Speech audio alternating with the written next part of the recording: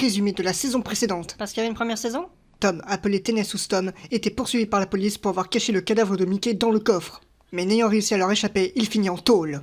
Mais par manque d'effectifs, le commissaire accepte de le libérer en échange de ses services. Mais ayant mis une belle pagaille, il fut jugé dès le lendemain. Oh là là, le boulet. Mais une invasion interrompt le procès, poussant Tom à agir. I'm about to whip some.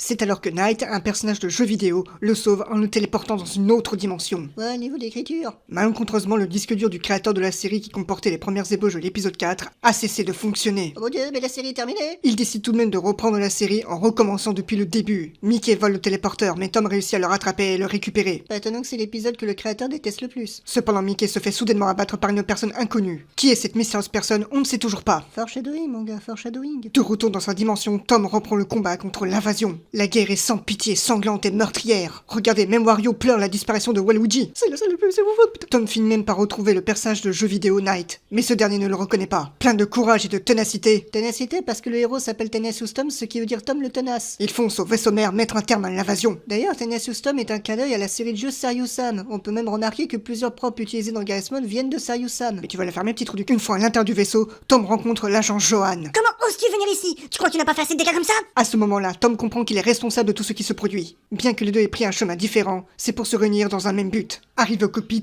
buter le leader et sauver la Terre. Ouais. Malheureusement, c'était un piège. Oh bah non. Tom parvient à se transporter avec l'agent Johan in extremis. Tous les deux se retrouvent alors coincés dans le désert. C'est sans aucun générique parce que le créateur a fait cet épisode en mode ras-le-bol qu'une dispute éclate entre l'agent Johan et Tom. Police interdimensionnelle, je te confisque ça et je repars avec avant de revenir te chercher ici. Notez d'ailleurs la petite faute. C'est alors qu'ils sont capturés par des maraudeurs. Ces derniers les emmènent dans leur base. Et c'est dans cet épisode que Tom et l'agent Johan font la rencontre de Keiji. Bonjour, je suis Keiji. Parce que c'est après avoir maté la saison 3 de Meta Runner que le créateur s'est dit que ce serait sympa d'avoir une geekette dans l'équipe. Pendant que Keiji s'occupe de recharger le téléporteur, Tom trouve un moyen de s'échapper. Entendu, mais j'ai juste une question. Où est passé votre ami?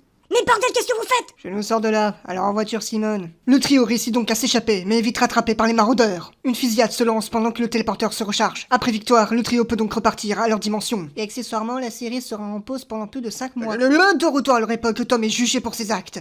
Et c'est pour cela, mesdames et messieurs, que cet homme est un dangereux criminel. Bah dis donc, c'est comme ça vous me remerciez de vous avoir sauvé des maraudeurs. Silence! De son côté, Keiji commence à développer des sentiments pour Tom. En témoigne ce plan subtil du téléporteur qui rappelle fortement Tom, et reste convaincu de son innocence. Je suis sincèrement désolée, mais sachez que peu importe le verdict, je vous serai toujours reconnaissante de m'avoir sauvé des maraudeurs. Ah, Keiji, si belle, si douce et... Ressaisis-toi, mon gars. Mais alors que Johan propose à Keiji une place dans la police interdimensionnelle, une nouvelle invasion éclate. Johan tente de la stopper, mais se fait arrêter. Keiji va donc chercher en catastrophe la seule personne qui peut les aider, Tenacious Tom. Aussitôt prisonnier, aussitôt libéré. Tom repousse les envahisseurs qui ont pénétré le commissariat.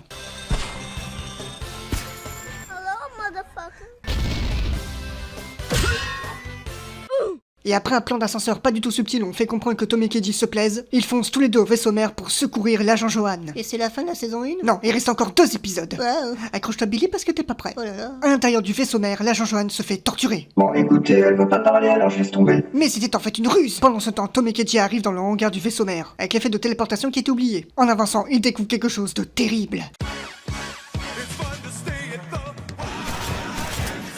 Mais également les internautes qui découvrent avec stupeur que Mickey en fait, bah il est pas mort. Est-ce que ce sera expliqué? Bien sûr que non. Je m'en doutais. C'est après avoir fait une grosse allusion du fait que les deux personnages vont se mettre ensemble plus tard dans la série que l'agent Johan s'échappe. C'est un vaisseau ou un manège? Les deux, Keiji. C'est alors que le trio finit par se retrouver, mais manque de bol, ils se refont capturer. Ah oui, parce que ça pouvait pas se terminer dans un épisode. L'épisode final commence avec les 30 secondes amputées de l'épisode précédent. Oui, parce qu'en fait, les 30 premières secondes de l'épisode 10 étaient en fait les dernières secondes de l'épisode 9.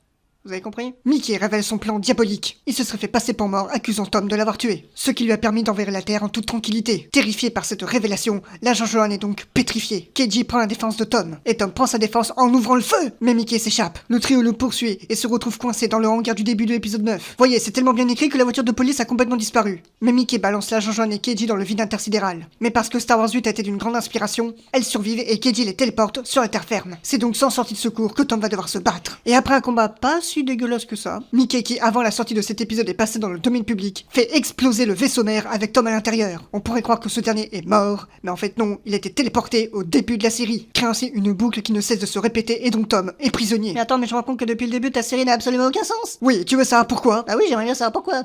Parce que c'est moi le créateur, et comme j'ai dit dans le premier épisode... Garry's Mod est un terrain de jeu sans limite où rien n'est laissé au hasard, ce qui amène automatiquement à la création. Donc tu fais avec. C'est désormais parti pour cette saison 2.